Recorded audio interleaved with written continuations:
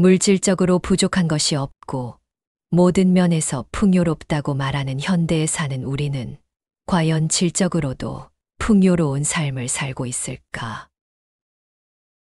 그렇다고 답하기에는 우리 모두 마음속에 존재하는 수많은 번뇌와 집착에 불안하고 스트레스를 받는 일상을 살고 있다. 물질적인 풍요만으로는 만족스러운 삶을 살 수 없다는 뜻이다. 마음이 어지러우면 자리가 어지럽다는 말이 있다. 바깥의 화려함이 잦아들면 남는 것은 내 숨과 내 자리뿐이다. 마음의 허전함은 눈으로 확인할 수 있는 자리, 곧 내가 머무는 공간에서 드러난다. 새벽에 미세한 먼지가 창틀에 내려앉을 때 보이는 것은 먼지이지만 드러나는 것은 마음이다. 집 안의 공기와 물건의 배치, 닫힌 창과 열린 문, 무심히 쌓아둔 상자 하나가 우리 내면의 상태를 조용히 증언한다. 자신이 소중한 만큼 공간에 신경 써라.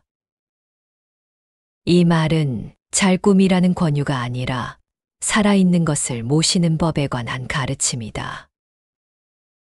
생명은 내 힘으로 만든 것이 아니고 수많은 인연이 이어준 한 줄기 숨이다.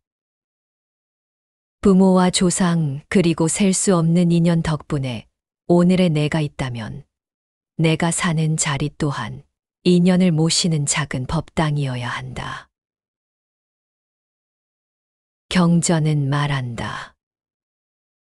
한 생각을 바로 하면 그 자리가 청정해진다. 청정은 먼지 없는 유리창을 말하는 게 아니다. 마음이 하는 일과 손이 하는 일이 하나가 되는 순간을 말한다. 창을 열어 청풍을 들이고 물 한 대야를 길어 걸레를 적시고 발 뒤꿈치로 바닥에 결을 느끼며 한 칸을 닦는 동안 삶은 소유에서 돌봄으로 옮겨 앉는다. 가진 것을 늘리는 삶은 끝이 없고 맡아둔 것을 제자리에 돌려놓는 삶은 잔잔하다.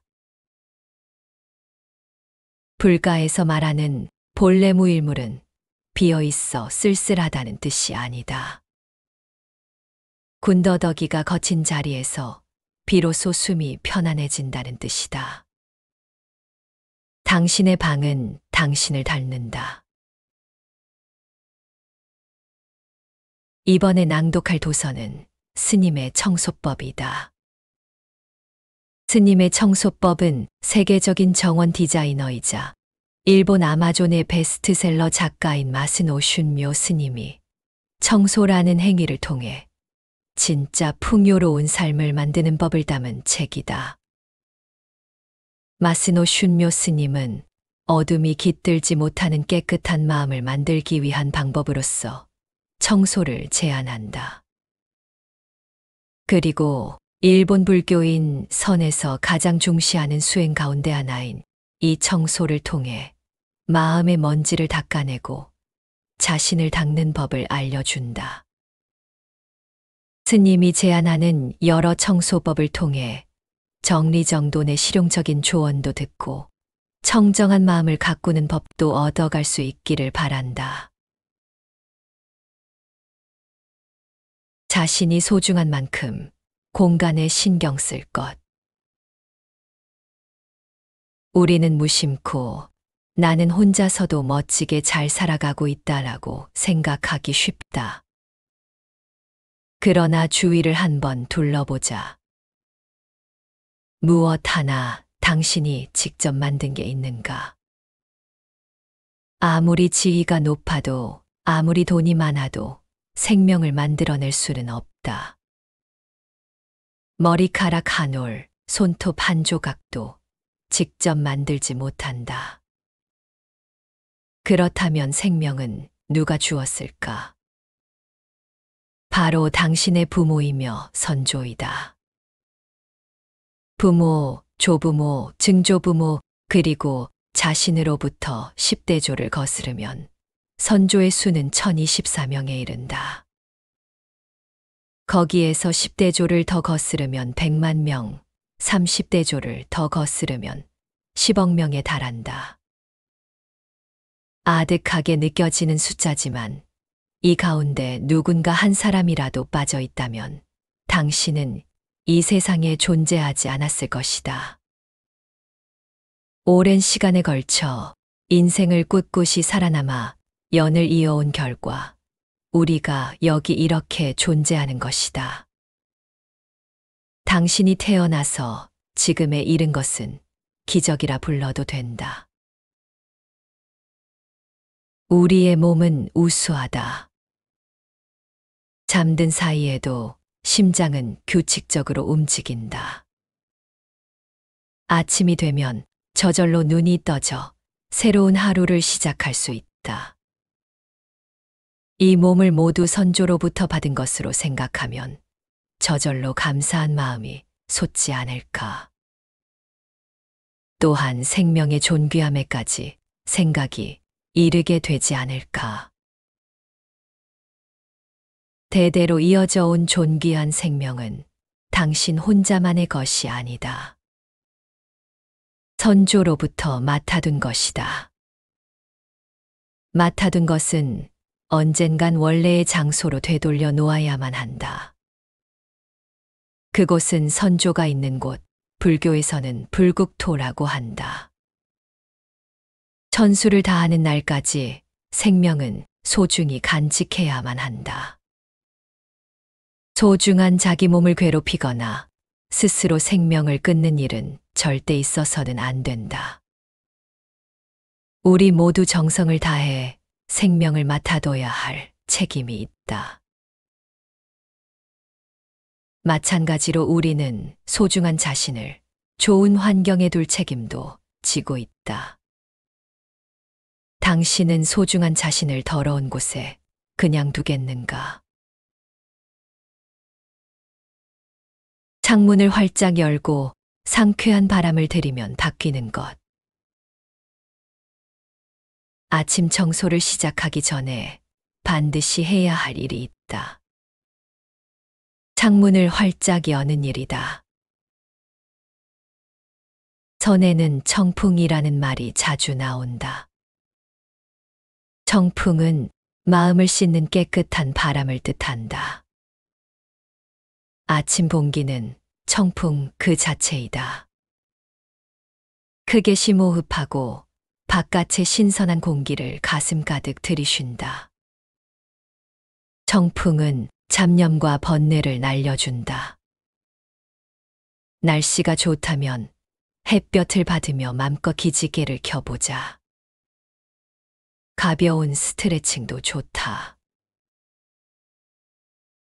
몸과 마음은 서로 밀접한 관계에 있다. 신선한 공기를 들이쉬고 몸을 움직이는 것으로 어제의 피로와 스트레스가 말끔히 씻겨 내려가 하루를 시작할 준비를 할 수 있다. 나도 매일 아침 5시에 일어나 법당과 부엌의 덧문을 활짝 열고 본존께 차를 공양한다. 그리고 걸레질로 하루를 시작한다. 겨울에는 아직 어둡고 한기로 살을 내는 듯하지만 몸이 단단히 조여지는 상쾌함을 맛볼 수 있다. 여름에는 경내의 싱그러운 초록이 마음을 윤택하게 한다. 이 시간은 사계의 변화를 몸소 느낄 수 있는 사치스러운 시간이다. 아침 공기는 특히 자연의 변화를 섬세하게 느끼게 한다. 매일 아침 바깥 공기를 몸속 가득 들이쉬는 습관을 들이면 그날의 몸 상태나 마음 상태도 민감하게 느끼게 된다. 방 안의 고인 공기가 바뀌면 당신의 몸도 분명 눈을 뜨게 될 것이다. 그때부터가 청소의 시작이다. 상쾌한 기분으로 청소하면 아무리 분주한 일상이라도 마음의 여유가 생긴다. 그러면 그날 하루 무리하지 않고 초조하지 않게 해야 할 일을 자연스럽게 처리해 갈 수 있다. 무심히 몸을 움직이면 찾아오는 것. 지금 나는 마음을 닫고 있다. 마음의 먼지와 티끌을 털어내고 있다라고 생각하면 귀찮은 청소 시간이 달라진다. 거기에서 좀 더 나아가 이렇게 전념해 보라.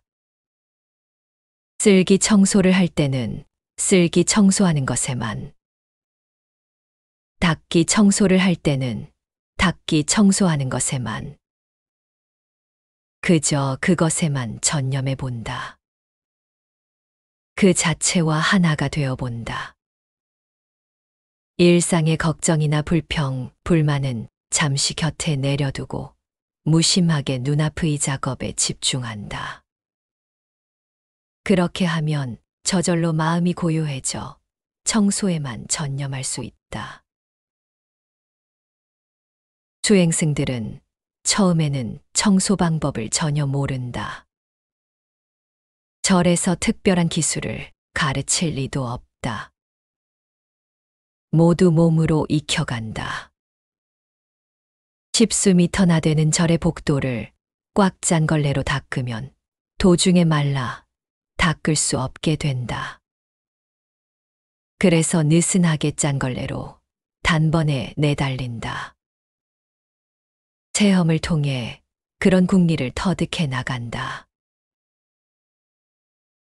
건성으로 청소하면 청소는 언제까지나 고역에 지나지 않는다. 하지만 무념무상으로 몸을 움직이는 동안에 청소가 마음을 닦기 위한 수행으로 바뀌어 간다. 그러면 저절로 다양한 궁리가 생겨난다. 고승 료카는 다음과 같은 말을 남겼다. 꽃은 무심히 나비를 부르고 나비는 무심히 꽃을 찾는다. 꽃은 나비를 부르려고 핀 게 아니다. 나비도 꽃을 찾으려고 죽을 힘을 다해 날아다니는 게 아니다. 자연의 섭리에 따라 꽃은 그저 그곳에 피고 나비는 그저 팔랑팔랑 춤추다가 우연히 서로 만난다. 일부러 애쓰지 않고 그대로 매 순간순간 눈앞의 일에 전념한다. 그것으로 완벽하다. 고작 청소라도 한결같이 손을 움직이고 몸을 움직이는 동안에 이룰 수 있는 경지가 반드시 있다.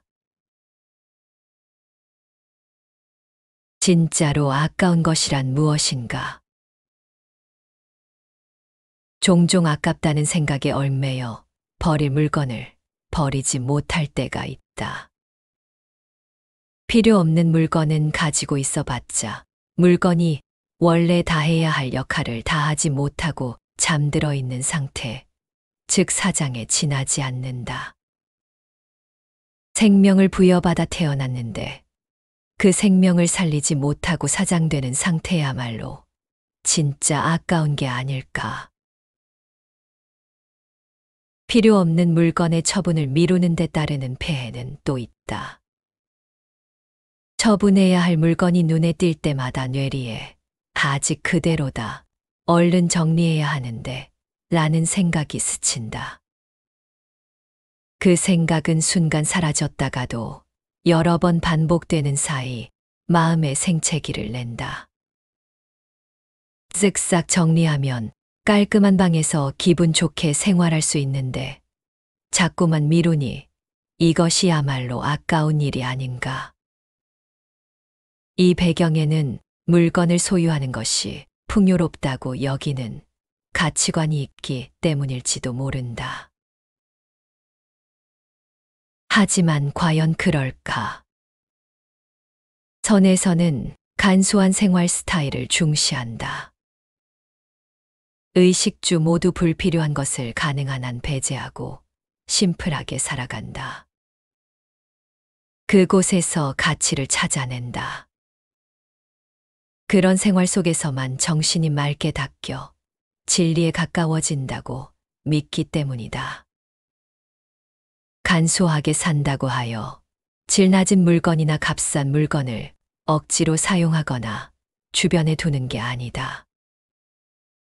정말 필요하다면 고가의 물건이더라도 갖추고 그 대신 소중하게 오래 사용한다. 싼 물건을 쓰고 버린다는 사고도 필요 없는 물건을 주변에 쌓아둔다는 사고도 아니다. 사람이 살아가는 장소와 마음 본연의 모습은 밀접한 연관을 맺고 있다. 필요 없는 물건에 둘러싸인 방에서 살아가면 마음 속에서 필요 없는 감정이나 피로가 쌓인다. 사람들은 변화에 당혹스러워한다. 익숙해진 방을 바꾸고 익숙해진 물건을 없애려면 용기가 필요할지도 모른다. 그러나 마음을 다잡고 일단 한 걸음 내디디면 분명 마음이 맑고 투명해질 것이다. 집착의 때를 벗기는 법. 사람은 깨어있을 때는 앉을 자리, 잘 때는 누울 자리만 있으면 된다라는 말이 있다. 분수나 능력에 넘치는 것을 소망하여도 하는 수 없으니 지금의 생활에 만족하는 것이 중요하다는 의미이다. 수행승은 문자 그대로 앉을 자리와 누울 자리 정도의 공간에서 수행 생활을 한다. 승당에는 벽을 따라 일렬로 다다미가 줄지어 있다. 그 다다미 한 장 분량이 수행승 한 명에게 주어진 공간이다. 좌선도 식사도 수면도 단이라 불리는 이 한 장의 다다미 위에서 행한다. 수행승은 모두 똑같이 그곳에서 먹고 자고 좌선을 한다. 벽에는 붙박이 장롱이 있는데 응양기는 붙박이 장롱 위쪽 고리에 걸어둔다. 상단에는 의류, 하단에는 이불이 들어있다. 다다미와 다다미 사이에 칸막이는 없다. 잘 때는 각자 이불을 펴고 키가 큰 사람은 장롱에 발끝을 넣고 모로 눕는다. 길게는 20년 이상 이렇게 심플하기 그지없는 공간에서 계속 생활하는 수행승도 있다.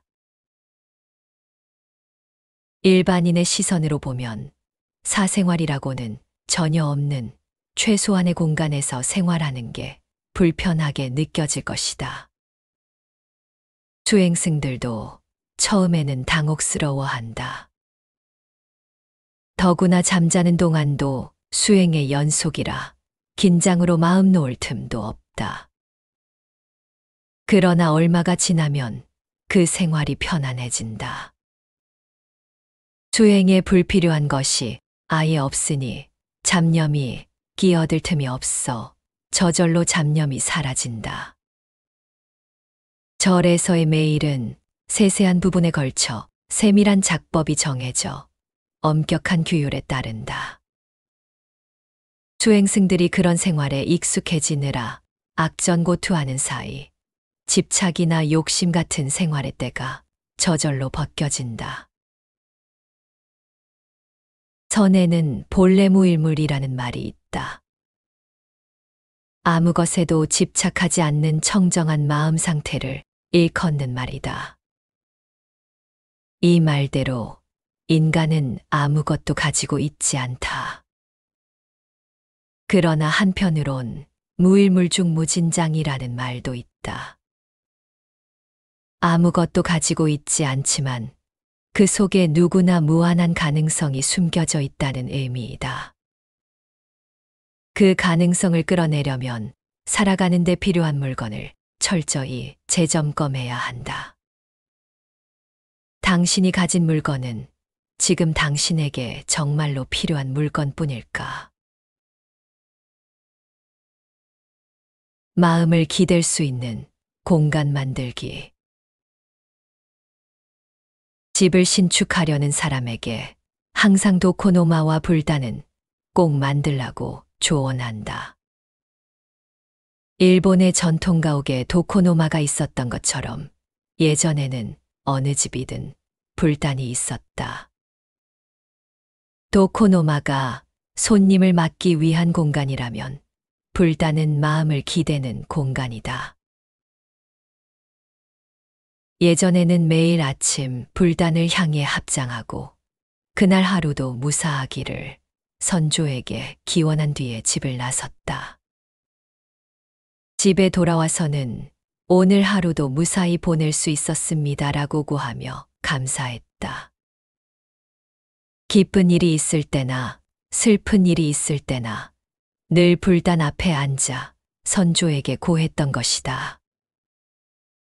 바쁜 일상에서 혼자 손을 모으는 그 시간만큼은 자신을 격려하며 겸허한 마음으로 돌아갈 수 있었다.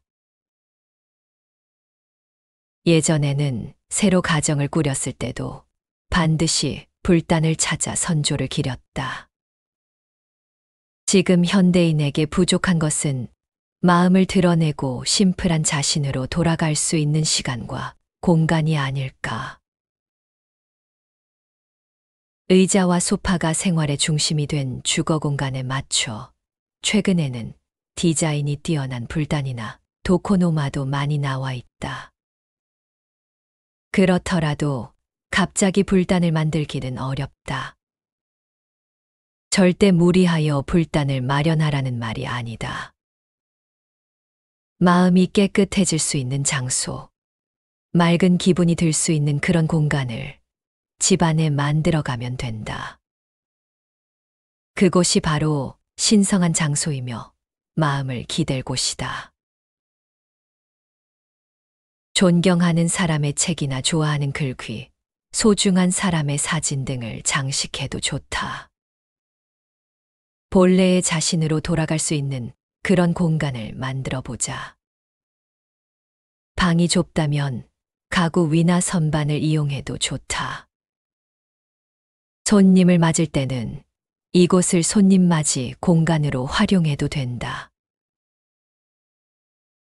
자신이 소중히 여기는 공간은 항상 깨끗이 해두고 싶은 법이다. 절에서도 법당 주변은 특히 공들여서 청소한다. 당신도 이런 공간이 생기면 매일 가장 먼저 청소하고 싶어질 것이다. 그러면 저절로 방 전체를 정리하고 싶은 마음이 생겨난다. 물론 마음도 온화해져 안정될 것이다.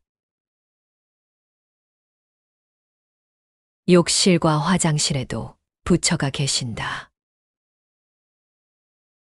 선사에서는 입을 열어서는 안 되는 세 곳이 있다. 이곳을 삼묵당이라고 한다. 하나는 좌선을 하는 곳으로 승려가 머물기도 하는 승당, 그리고 동사라고 불리는 절의 화장실, 욕사라고 불리는 절의 욕실이다. 화장실이나 욕실에서 잠깐 이야기하는 게 무슨 문제가 될까 하는 사람도 많다. 그러나 선의 세계에서는 좌선하는 승당과 마찬가지로 화장실도 욕실도 중요한 수행의 장으로 생각한다. 화장실과 욕실에서 깨달음을 얻은 부처가 계시기 때문이다. 화장실에서 깨달음을 얻은 부처는 오추사마 명왕이다. 화장실은 부정이라고도 불리듯이 부정한 장소라고 일컫지만 오추사마 명왕은 그곳에서 깨달음을 얻었다. 그러고 나서 청정으로 바꾸는 덕을 갖춘 화장실 부처로 받들어졌다. 욕실에서 깨달음을 얻은 부처는 발타바라 보살이다. 발타바라 보살이 입욕 중에 큰 깨달음을 얻은 데에서 유래하여 선사의 욕실에는 반드시 부처가 모셔져 있다. 선사에서 수행 중인 수행승은 매번 목욕하기 전에 작법에 따라 이 발타바라 보살을 참배한다. 그만큼 중요한 장소임에도 집안에서 가장 소홀해지기 쉬운 데가 이 두 곳이다. 아무리 공들여 치장한 집이라도 화장실과 욕실이 허술하면 그 집 전체의 품격이 떨어진다. 더러워져 있다면 더더욱 그렇다. 집을 지을 때 집의 얼굴인 현관에는 모두 신경을 쓰지만 화장실과 욕실은 적당히 생각하는 분도 적지 않다. 나는 앞으로 집을 지을 사람에게 화장실과 욕실만큼은 욕심을 부려 넓고 호화롭게 설계해도 좋다라고 조언한다. 현관과 마찬가지로 화장실과 욕실에 어느 정도의 여유 공간이 있다면 집 전체의 분위기도 풍요로워져 그곳에 사는 사람의 마음에도 여유가 생긴다. 화장실도 욕실도 혼자가 되어 편히 쉴 수 있는 공간이다. 누구에게나 심신의 피로를 풀고 편히 쉬는 시간은 매우 중요하다. 느긋한 환경에서 마음을 열면 그때까지 사로잡혔던 틀이 벗겨져 매사를 다른 각도에서 볼 수 있다. 그러면 생각지도 않던 아이디어나 해결책이 떠오르기도 한다. 오추사마 명왕과 발타바라 보살이 깨달음을 얻었던 것은 어쩌면 당연한 일일지도 모른다. 이 두 장소를 항상 청결히 유지해야 함은 말할 것도 없다. 더러워졌다면 그때마다 꼼꼼하게 청소해야 한다. 화장실은 변기와 바닥은 물론 금속 부분도 깨끗하게 닦는다. 장식 선반을 만들어 꽃을 두거나 방향제나 작은 장식품을 둬도 좋다. 곰팡이와 물때가 끼기 쉬운 욕실은 바지런히 청소해야만 한다. 특히 세면대는 금방 더러워지니 각별하게 신경 써야 한다. 필요 없는 물건은 버리고 거울은 깨끗하게 닦아둔다. 욕실에는 습기에 강한 관엽식물을 두면 더 편안한 공간이 된다. 목욕한 뒤에는 사용한 목욕용품을 제자리에 놓아둔다. 수행승들도 욕실에서 나올 때는 사용한 통을 깔끔하게 정리한다. 정연하게 통이 줄지어져 있는 모습에서 팽팽한 긴장감이 느껴져 마음을 다잡게 된다. 혹시 절이나 신사에 놓인 손 씻는 대야의 사용법을 알고 있는가? 양손과 입을 청결히 한 다음 물을 조금 남겨두고 마지막에 물 뜨는 바가지의 손잡이가 자기 쪽으로 향하게 수직으로 세운다. 그렇게 하여 손으로 쥐었던 부분까지 물로 씻은 다음 뒷사람을 위해 청결히 제자리에 둔다. 타인을 위하는 섬세한 배려다. 혼자 사는 사람도 목욕용품을 제자리에 정리해두면 다음에 본인이 사용하더라도 기분 좋게 사용할 수 있다. 이런 사소한 배려가 그 사람 본연의 마음을 나타내준다. 설령 지금 사는 집의 화장실이나 욕실이 좁더라도 깨끗이 청소하여 청결을 유지하면 매일의 삶이 여유로워질 것이다. 이 책이 일러준 길은 간명하다. 아침에 창을 활짝 열어 청풍을 들이고 한 생각을 모아 청소에 전념하며 불필요한 것들을 놓아주고 집 안에 마음이 쉬어갈 자리를 마련하고 욕실과 화장실을 공경하듯 돌본다. 이것이 수행이다. 특별한 지식도 기술도 필요치 않다. 다만 몸을 움직여 마음을 움직이게 할 뿐이다. 물건이 제자리에 있을 때 방은 고요해지고 생각이 제자리를 찾을 때 마음은 투명해진다. 쓸 것을 쓰고 둘 것을 두고 놓을 것을 놓는 사이에 우리는 알게 된다. 소유가 우리를 지켜주지 못한다는 것. 깨어있는 주의와 정갈한 습관이야말로 하루를 안전하게 건너게 한다는 것을 말이다.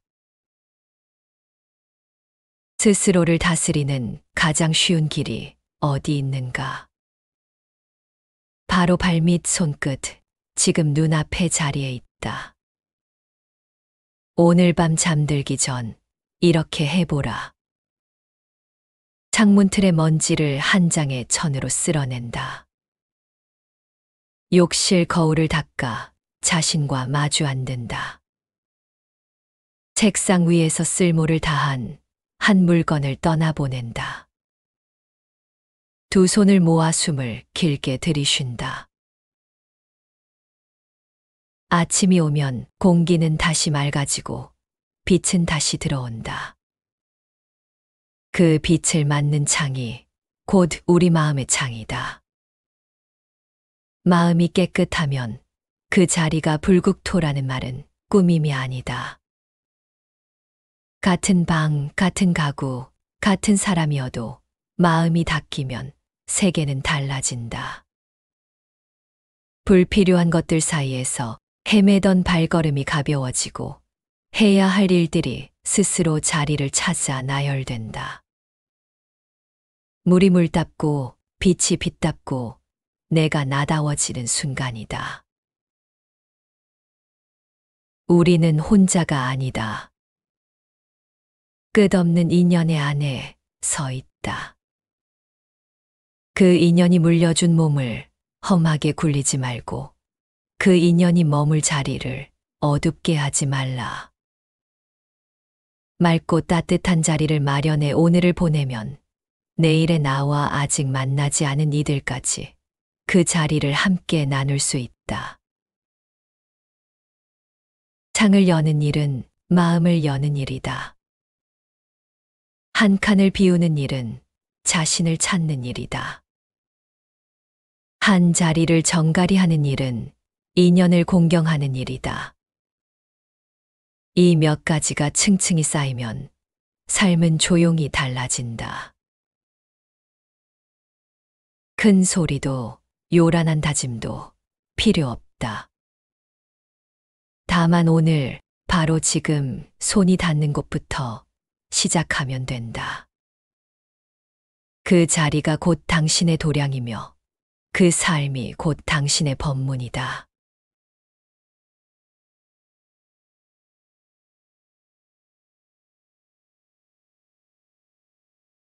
물질적으로 부족한 것이 없고 모든 면에서 풍요롭다고 말하는 현대에 사는 우리는 과연 질적으로도 풍요로운 삶을 살고 있을까? 그렇다고 답하기에는 우리 모두 마음속에 존재하는 수많은 번뇌와 집착에 불안하고 스트레스를 받는 일상을 살고 있다. 물질적인 풍요만으로는 만족스러운 삶을 살 수 없다는 뜻이다. 마음이 어지러우면 자리가 어지럽다는 말이 있다. 바깥의 화려함이 잦아들면 남는 것은 내 숨과 내 자리뿐이다.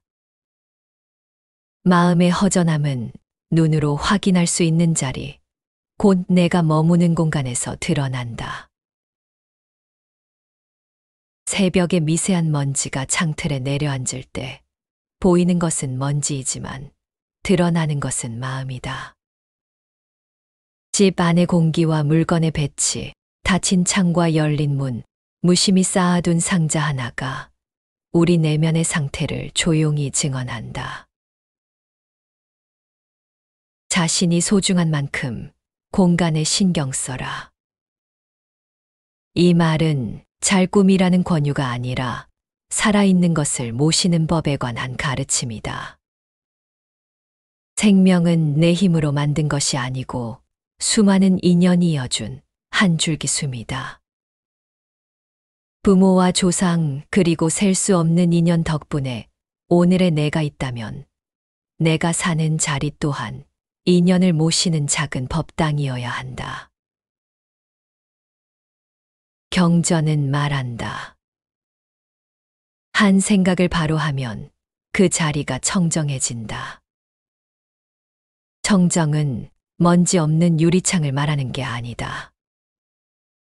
마음이 하는 일과 손이 하는 일이 하나가 되는 순간을 말한다.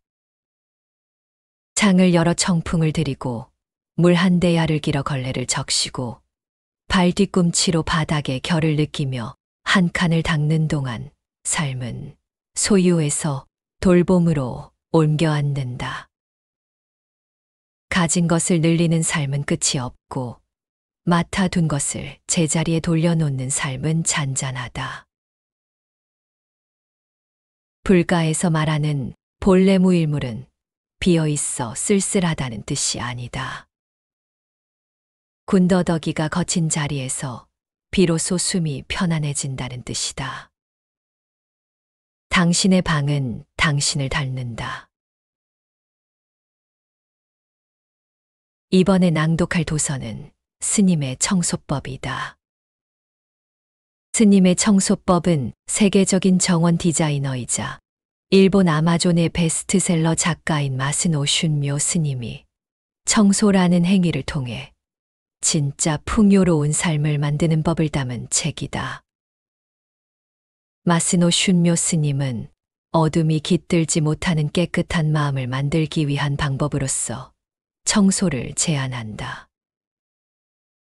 그리고 일본 불교인 선에서 가장 중시하는 수행 가운데 하나인 이 청소를 통해 마음의 먼지를 닦아내고 자신을 닦는 법을 알려준다. 스님이 제안하는 여러 청소법을 통해 정리정돈의 실용적인 조언도 듣고 청정한 마음을 가꾸는 법도 얻어갈 수 있기를 바란다. 자신이 소중한 만큼 공간에 신경 쓸 것.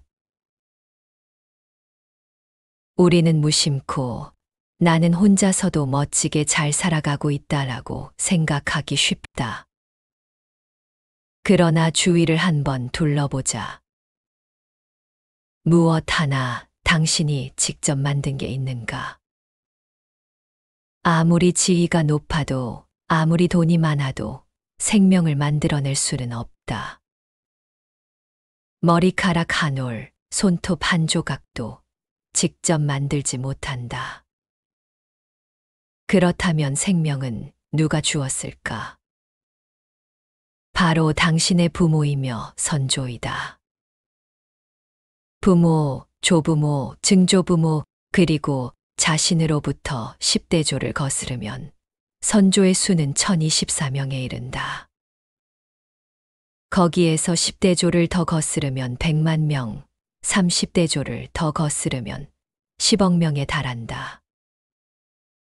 아득하게 느껴지는 숫자지만 이 가운데 누군가 한 사람이라도 빠져 있다면 당신은 이 세상에 존재하지 않았을 것이다. 오랜 시간에 걸쳐 인생을 꿋꿋이 살아남아 연을 이어온 결과 우리가 여기 이렇게 존재하는 것이다. 당신이 태어나서 지금에 이른 것은 기적이라 불러도 된다. 우리의 몸은 우수하다. 잠든 사이에도 심장은 규칙적으로 움직인다. 아침이 되면 저절로 눈이 떠져 새로운 하루를 시작할 수 있다. 이 몸을 모두 선조로부터 받은 것으로 생각하면 저절로 감사한 마음이 솟지 않을까. 또한 생명의 존귀함에까지 생각이 이르게 되지 않을까. 대대로 이어져 온 존귀한 생명은 당신 혼자만의 것이 아니다. 선조로부터 맡아둔 것이다. 맡아둔 것은 언젠간 원래의 장소로 되돌려 놓아야만 한다. 그곳은 선조가 있는 곳, 불교에서는 불국토라고 한다. 천수를 다하는 날까지 생명은 소중히 간직해야만 한다. 소중한 자기 몸을 괴롭히거나 스스로 생명을 끊는 일은 절대 있어서는 안 된다. 우리 모두 정성을 다해 생명을 맡아둬야 할 책임이 있다. 마찬가지로 우리는 소중한 자신을 좋은 환경에 둘 책임도 지고 있다. 당신은 소중한 자신을 더러운 곳에 그냥 두겠는가? 창문을 활짝 열고 상쾌한 바람을 들이면 닦이는 것. 아침 청소를 시작하기 전에 반드시 해야 할 일이 있다. 창문을 활짝 여는 일이다. 전에는 청풍이라는 말이 자주 나온다. 청풍은 마음을 씻는 깨끗한 바람을 뜻한다. 아침 공기는 청풍 그 자체이다. 크게 심호흡하고 바깥의 신선한 공기를 가슴 가득 들이쉰다. 청풍은 잡념과 번뇌를 날려준다. 날씨가 좋다면 햇볕을 받으며 맘껏 기지개를 켜보자. 가벼운 스트레칭도 좋다. 몸과 마음은 서로 밀접한 관계에 있다. 신선한 공기를 들이쉬고 몸을 움직이는 것으로 어제의 피로와 스트레스가 말끔히 씻겨 내려가 하루를 시작할 준비를 할 수 있다. 나도 매일 아침 5시에 일어나 법당과 부엌의 덧문을 활짝 열고 본존께 차를 공양한다. 그리고 걸레질로 하루를 시작한다. 겨울에는 아직 어둡고 한기로 살을 내는 듯하지만 몸이 단단히 조여지는 상쾌함을 맛볼 수 있다. 여름에는 경내의 싱그러운 초록이 마음을 윤택하게 한다. 이 시간은 사계의 변화를 몸소 느낄 수 있는 사치스러운 시간이다. 아침 공기는 특히 자연의 변화를 섬세하게 느끼게 한다. 매일 아침 바깥 공기를 몸속 가득 들이쉬는 습관을 들이면 그날의 몸 상태나 마음 상태도 민감하게 느끼게 된다. 방 안의 고인 공기가 바뀌면 당신의 몸도 분명 눈을 뜨게 될 것이다. 그때부터가 청소의 시작이다.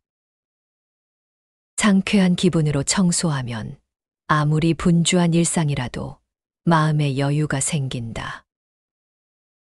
그러면 그날 하루 무리하지 않고 초조하지 않게 해야 할 일을 자연스럽게 처리해 갈 수 있다.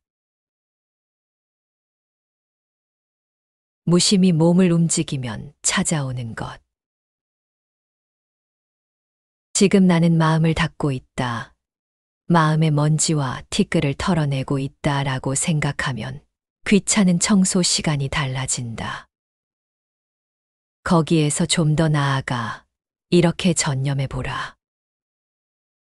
쓸기 청소를 할 때는 쓸기 청소하는 것에만, 닦기 청소를 할 때는 닦기 청소하는 것에만, 그저 그것에만 전념해 본다. 그 자체와 하나가 되어 본다. 일상의 걱정이나 불평, 불만은 잠시 곁에 내려두고 무심하게 눈앞의 작업에 집중한다. 그렇게 하면 저절로 마음이 고요해져 청소에만 전념할 수 있다. 수행승들은 처음에는 청소 방법을 전혀 모른다. 절에서 특별한 기술을 가르칠 리도 없다. 모두 몸으로 익혀간다. 10수 미터나 되는 절의 복도를 꽉 짠 걸레로 닦으면 도중에 말라 닦을 수 없게 된다. 그래서 느슨하게 짠 걸레로 단번에 내달린다. 체험을 통해 그런 국리를 터득해 나간다. 건성으로 청소하면 청소는 언제까지나 고역에 지나지 않는다.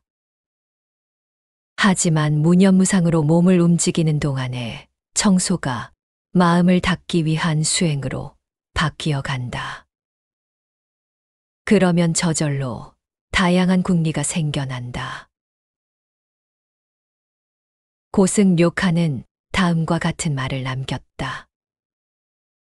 꽃은 무심히 나비를 부르고 나비는 무심히 꽃을 찾는다. 꽃은 나비를 부르려고 핀 게 아니다. 나비도 꽃을 찾으려고 죽으림을 다해 날아다니는 게 아니다. 자연의 섭리에 따라 꽃은 그저 그곳에 피고 나비는 그저 팔랑팔랑 춤추다가 우연히 서로 만난다. 일부러 애쓰지 않고 그대로 매 순간순간 눈앞의 일에 전념한다. 그것으로 완벽하다. 고작 청소라도 한결같이 손을 움직이고 몸을 움직이는 동안에 이룰 수 있는 경지가 반드시 있다. 진짜로 아까운 것이란 무엇인가? 종종 아깝다는 생각에 얽매여 버릴 물건을 버리지 못할 때가 있다. 필요 없는 물건은 가지고 있어 봤자 물건이 원래 다해야 할 역할을 다하지 못하고 잠들어 있는 상태, 즉 사장에 지나지 않는다. 생명을 부여받아 태어났는데 그 생명을 살리지 못하고 사장되는 상태야말로 진짜 아까운 게 아닐까. 필요 없는 물건의 처분을 미루는 데 따르는 폐해는 또 있다. 처분해야 할 물건이 눈에 띌 때마다 뇌리에 아직 그대로다. 얼른 정리해야 하는데 라는 생각이 스친다. 그 생각은 순간 사라졌다가도 여러 번 반복되는 사이 마음의 생채기를 낸다. 쓱싹 정리하면 깔끔한 방에서 기분 좋게 생활할 수 있는데 자꾸만 미루니 이것이야말로 아까운 일이 아닌가. 이 배경에는 물건을 소유하는 것이 풍요롭다고 여기는 가치관이 있기 때문일지도 모른다. 하지만 과연 그럴까? 선에서는 간소한 생활 스타일을 중시한다. 의식주 모두 불필요한 것을 가능한 한 배제하고 심플하게 살아간다. 그곳에서 가치를 찾아낸다. 그런 생활 속에서만 정신이 맑게 닦여 진리에 가까워진다고 믿기 때문이다. 간소하게 산다고 하여 질 낮은 물건이나 값싼 물건을 억지로 사용하거나 주변에 두는 게 아니다. 정말 필요하다면 고가의 물건이더라도 갖추고 그 대신 소중하게 오래 사용한다. 싼 물건을 쓰고 버린다는 사고도 필요 없는 물건을 주변에 쌓아둔다는 사고도 아니다. 사람이 살아가는 장소와 마음 본연의 모습은 밀접한 연관을 맺고 있다. 필요 없는 물건에 둘러싸인 방에서 살아가면 마음속에서 필요 없는 감정이나 피로가 쌓인다. 사람들은 변화에 당혹스러워한다. 익숙해진 방을 바꾸고 익숙해진 물건을 없애려면 용기가 필요할지도 모른다. 그러나 마음을 다잡고 일단 한 걸음 내디디면 분명 마음이 맑고 투명해질 것이다. 집착의 때를 벗기는 법. 사람은 깨어있을 때는 앉을 자리, 잘 때는 누울 자리만 있으면 된다라는 말이 있다. 분수나 능력에 넘치는 것을 소망하여도 하는 수 없으니 지금의 생활에 만족하는 것이 중요하다는 의미이다. 수행승은 문자 그대로 앉을 자리와 누울 자리 정도의 공간에서 수행 생활을 한다. 승당에는 벽을 따라 일렬로 다다미가 줄지어 있다. 그 다다미 한 장 분량이 수행승 한 명에게 주어진 공간이다. 좌선도 식사도 수면도 단이라 불리는 이 한 장의 다다미 위에서 행한다. 수행승은 모두 똑같이 그곳에서 먹고 자고 좌선을 한다. 벽에는 붙박이 장롱이 있는데 응양기는 붙박이 장롱 위쪽 고리에 걸어둔다. 상단에는 의류, 하단에는 이불이 들어있다. 다다미와 다다미 사이에 칸막이는 없다. 잘 때는 각자 이불을 펴고 키가 큰 사람은 장롱에 발끝을 넣고 모로 눕는다. 길게는 20년 이상 이렇게 심플하기 그지없는 공간에서 계속 생활하는 수행승도 있다. 일반인의 시선으로 보면 사생활이라고는 전혀 없는 최소한의 공간에서 생활하는 게 불편하게 느껴질 것이다. 수행승들도 처음에는 당혹스러워한다. 더구나 잠자는 동안도 수행의 연속이라 긴장으로 마음 놓을 틈도 없다. 그러나 얼마가 지나면 그 생활이 편안해진다. 수행에 불필요한 것이 아예 없으니 잡념이 끼어들 틈이 없어 저절로 잡념이 사라진다. 절에서의 매일은 세세한 부분에 걸쳐 세밀한 작법이 정해져 엄격한 규율에 따른다. 수행승들이 그런 생활에 익숙해지느라 악전고투하는 사이 집착이나 욕심 같은 생활의 때가 저절로 벗겨진다. 선에는 본래 무일물이라는 말이 있다. 아무 것에도 집착하지 않는 청정한 마음 상태를 일컫는 말이다. 이 말대로 인간은 아무것도 가지고 있지 않다.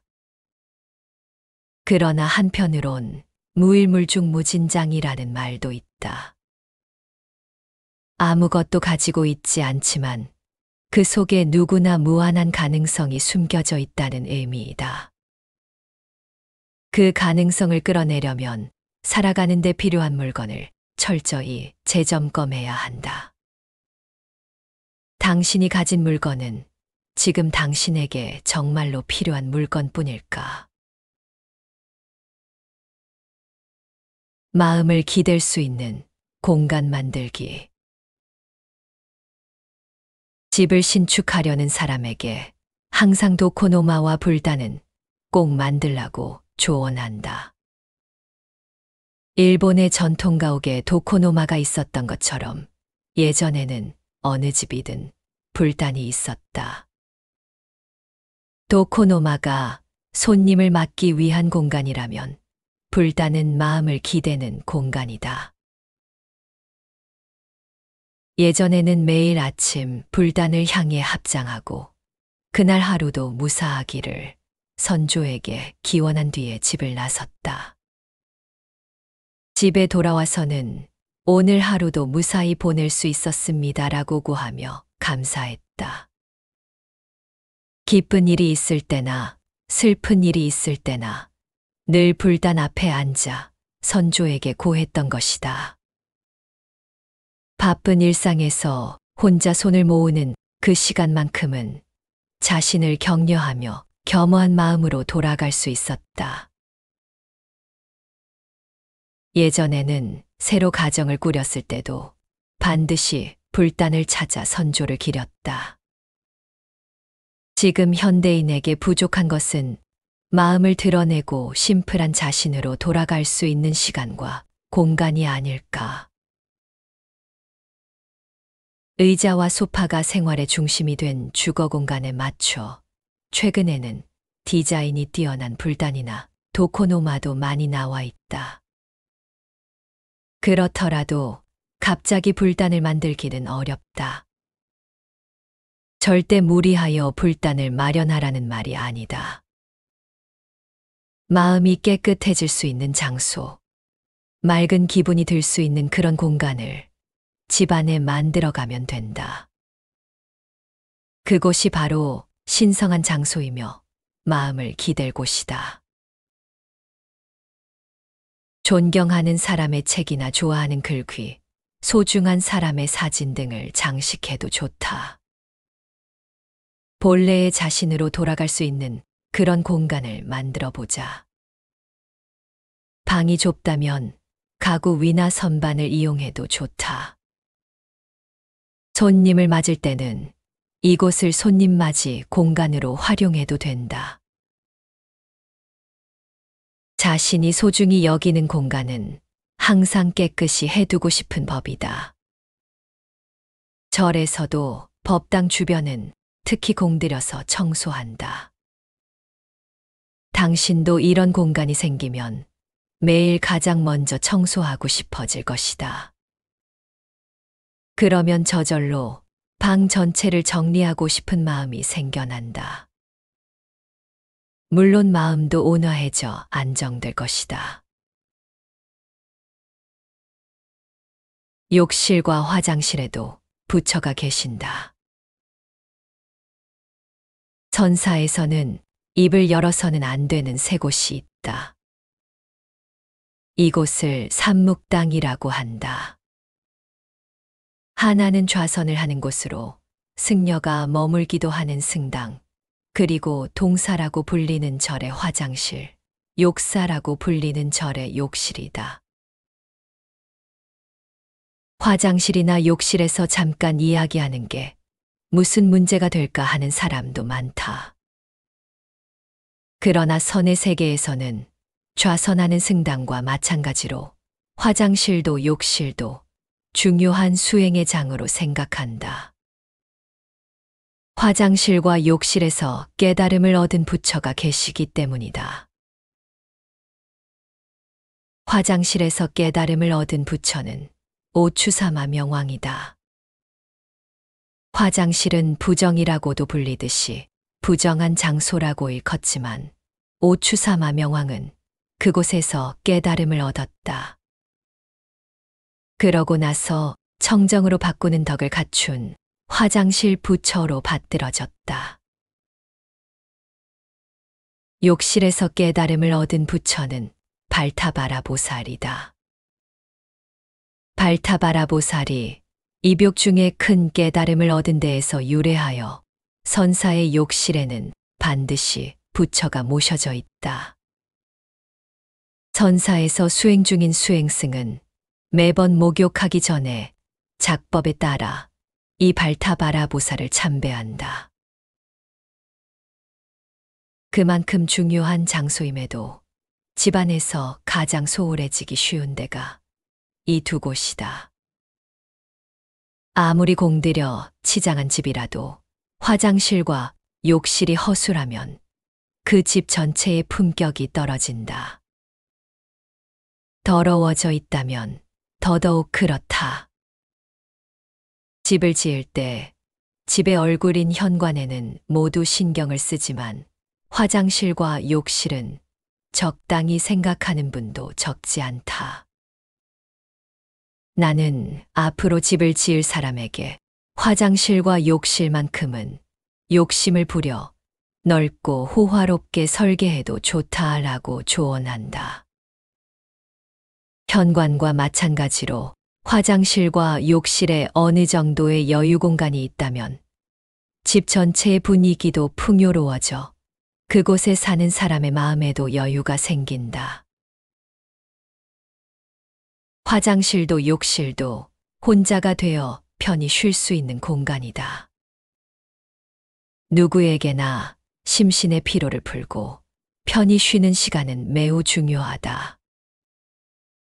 느긋한 환경에서 마음을 열면 그때까지 사로잡혔던 틀이 벗겨져 매사를 다른 각도에서 볼 수 있다. 그러면 생각지도 않던 아이디어나 해결책이 떠오르기도 한다. 오추사마 명왕과 발타바라 보살이 깨달음을 얻었던 것은 어쩌면 당연한 일일지도 모른다. 이 두 장소를 항상 청결히 유지해야 함은 말할 것도 없다. 더러워졌다면 그때마다 꼼꼼하게 청소해야 한다. 화장실은 변기와 바닥은 물론 금속 부분도 깨끗하게 닦는다. 장식 선반을 만들어 꽃을 두거나 방향제나 작은 장식품을 둬도 좋다. 곰팡이와 물때가 끼기 쉬운 욕실은 바지런히 청소해야만 한다. 특히 세면대는 금방 더러워지니 각별하게 신경 써야 한다. 필요 없는 물건은 버리고 거울은 깨끗하게 닦아둔다. 욕실에는 습기에 강한 관엽식물을 두면 더 편안한 공간이 된다. 목욕한 뒤에는 사용한 목욕용품을 제자리에 놓아둔다. 수행승들도 욕실에서 나올 때는 사용한 통을 깔끔하게 정리한다. 정연하게 통이 줄지어져 있는 모습에서 팽팽한 긴장감이 느껴져 마음을 다잡게 된다. 혹시 절이나 신사에 놓인 손 씻는 대야의 사용법을 알고 있는가? 양손과 입을 청결히 한 다음 물을 조금 남겨두고 마지막에 물 뜨는 바가지의 손잡이가 자기 쪽으로 향하게 수직으로 세운다. 그렇게 하여 손으로 쥐었던 부분까지 물로 씻은 다음 뒷사람을 위해 청결히 제자리에 둔다. 타인을 위하는 섬세한 배려다. 혼자 사는 사람도 목욕용품을 제자리에 정리해 두면 다음에 본인이 사용하더라도 기분 좋게 사용할 수 있다. 이런 사소한 배려가 그 사람 본연의 마음을 나타내준다.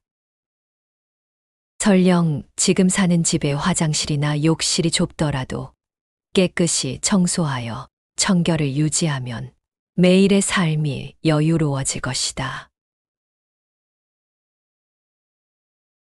이 책이 일러준 길은 간명하다. 아침에 창을 활짝 열어 청풍을 들이고 한 생각을 모아 청소에 전념하며 불필요한 것들을 놓아주고 집 안에 마음이 쉬어갈 자리를 마련하고 욕실과 화장실을 공경하듯 돌본다. 이것이 수행이다. 특별한 지식도 기술도 필요치 않다. 다만 몸을 움직여 마음을 움직이게 할 뿐이다. 물건이 제자리에 있을 때 방은 고요해지고 생각이 제자리를 찾을 때 마음은 투명해진다. 쓸 것을 쓰고 둘 것을 두고 놓을 것을 놓는 사이에 우리는 알게 된다. 소유가 우리를 지켜주지 못한다는 것. 깨어있는 주의와 정갈한 습관이야말로 하루를 안전하게 건너게 한다는 것을 말이다. 스스로를 다스리는 가장 쉬운 길이 어디 있는가? 바로 발밑 손끝, 지금 눈앞의 자리에 있다. 오늘 밤 잠들기 전 이렇게 해보라. 창문 틀의 먼지를 한 장의 천으로 쓸어낸다. 욕실 거울을 닦아 자신과 마주 앉는다. 책상 위에서 쓸모를 다한 한 물건을 떠나보낸다. 두 손을 모아 숨을 길게 들이쉰다. 아침이 오면 공기는 다시 맑아지고 빛은 다시 들어온다. 그 빛을 맞는 창이 곧 우리 마음의 창이다. 마음이 깨끗하면 그 자리가 불국토라는 말은 꾸밈이 아니다. 같은 방, 같은 가구, 같은 사람이어도 마음이 닦이면 세계는 달라진다. 불필요한 것들 사이에서 헤매던 발걸음이 가벼워지고 해야 할 일들이 스스로 자리를 찾아 나열된다. 물이 물답고 빛이 빛답고 내가 나다워지는 순간이다. 우리는 혼자가 아니다. 끝없는 인연의 안에 서 있다. 그 인연이 물려준 몸을 험하게 굴리지 말고 그 인연이 머물 자리를 어둡게 하지 말라. 맑고 따뜻한 자리를 마련해 오늘을 보내면 내일의 나와 아직 만나지 않은 이들까지 그 자리를 함께 나눌 수 있다. 창을 여는 일은 마음을 여는 일이다. 한 칸을 비우는 일은 자신을 찾는 일이다. 한 자리를 정갈히 하는 일은 인연을 공경하는 일이다. 이 몇 가지가 층층이 쌓이면 삶은 조용히 달라진다.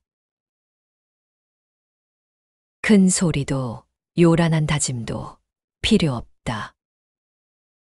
다만 오늘 바로 지금 손이 닿는 곳부터 시작하면 된다. 그 자리가 곧 당신의 도량이며 그 삶이 곧 당신의 법문이다.